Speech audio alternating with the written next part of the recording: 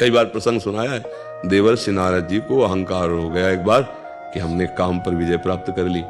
भगवान के ध्यान में डूबे हुए थे, काम, अप्सरा और मारुत, गंधर्व ये सब आए, अपना प्रभाव दिखाया, वो ध्यान उनका भंग ही नहीं हुआ। तब फिर चरणों में लौट गए।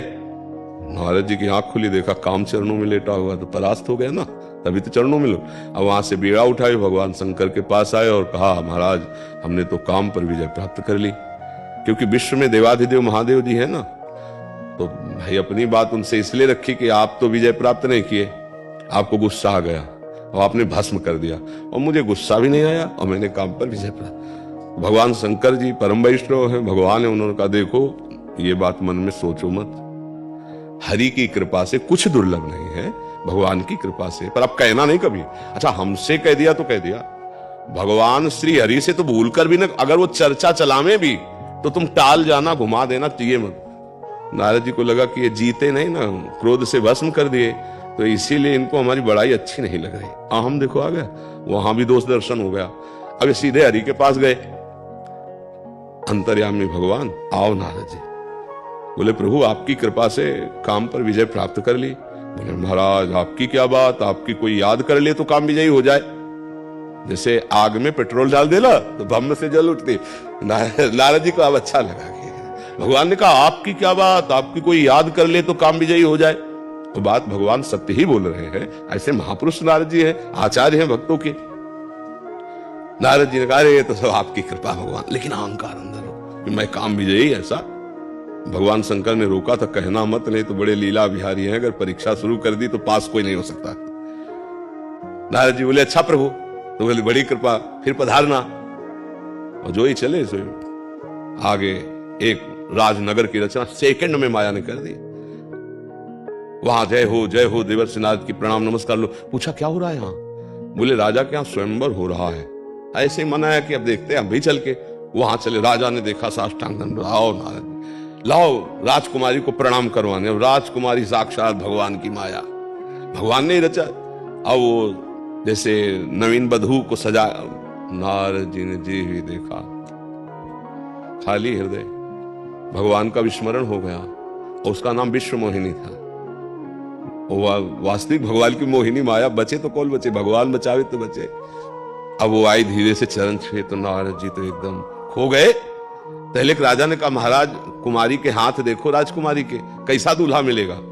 तो त्रिकाल लगे। नारद जी जो हाथ देखा तो रेखा में लिखा था, जो इसको वरेगा अजर अमर अविनाशी श्रीपति सब कुछ हो जाए, क्योंकि वो मायापति भगवान ही उसको वरेंगे। तो जितनी भगवान की महिमा वो सब। अब नारद जी के मन में आया कि अब तो बस किसी तरह इससे ब्याह हो जाए, आप क्या करें।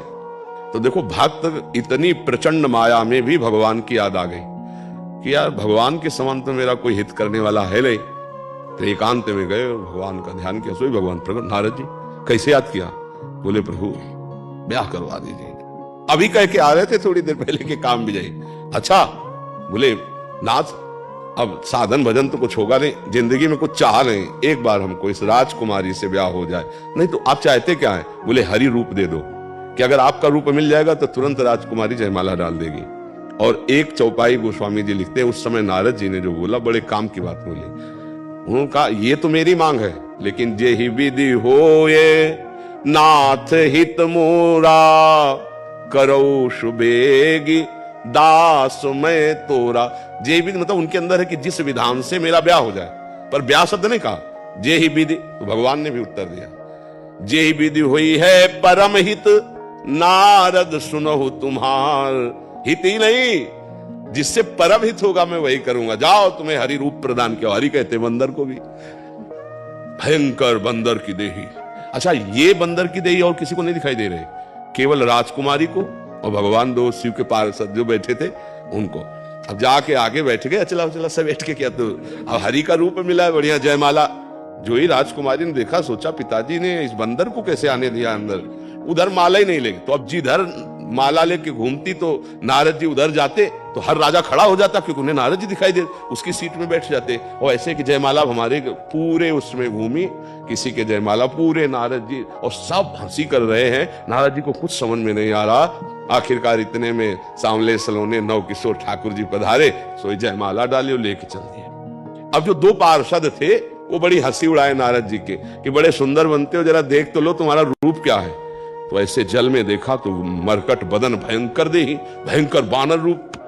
तो उन्होंने कहा अच्छा देखो कितनी कामना ने बुद्धि अपहरण कर ली कि अपने इष्ट देव से कहा अच्छा परम स्वतंत्र न सिर पर कोई, भावे मन ही करो तुम सोई। तुम्हारे मन में जो आता वही करते हो, क्योंकि भगवान वो बड़े हो। लेकिन आज तुम्हें मैं दिखा के रहूंगा मैं नारद हूं। भले भवन अब बायन दीना, पावोगे फल आपन की ना। आज तुम्हें दंड दूंगा मैं।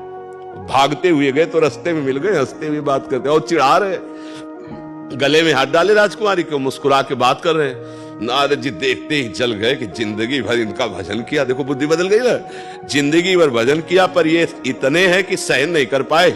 हम चाहा और ये जाके वरण कर। बोले रुको, भगवान रुक गए।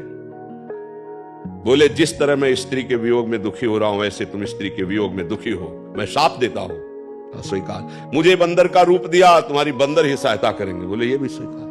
अब भगवान ने तब हरि माया दूर निवारी, तहा न रमा न राजकुमारी।